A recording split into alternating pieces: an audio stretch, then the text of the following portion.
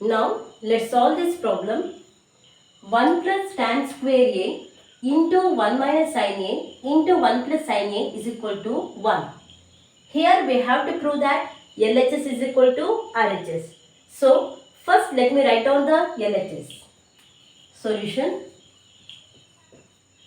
We know that the LHS is 1 plus tan square A into 1 minus sin A into 1 plus sin A.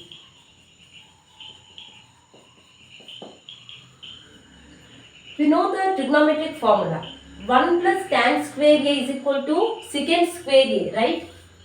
1 plus tan square A is secant square A. Therefore, this 1 plus tan square A, I will write it as secant square A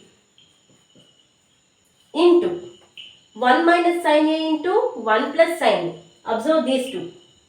It is in the form of A plus B into A minus B, right? And we know the formula. A plus B into A minus B is what? A square minus B square.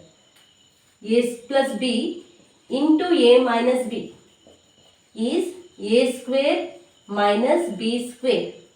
Here we have 1 plus sin A into 1 minus sin A. Means in the place of A we have 1 and in the place of B we have sin A. Therefore what it will become? 1 square minus sin square A. We know that 1 square is nothing but what? 1. 1 minus sin square A. Okay. So according to formula, let me write it as 1 minus sin square A. 1 minus sin square A. Okay. Secant square A, I can write it as 1 by cos square A.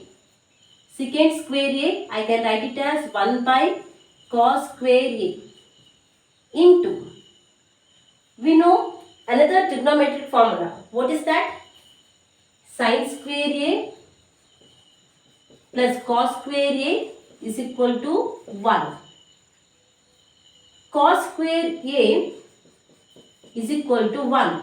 This plus sin square A, when it will cross this is equal to sign, it will become minus sin square A.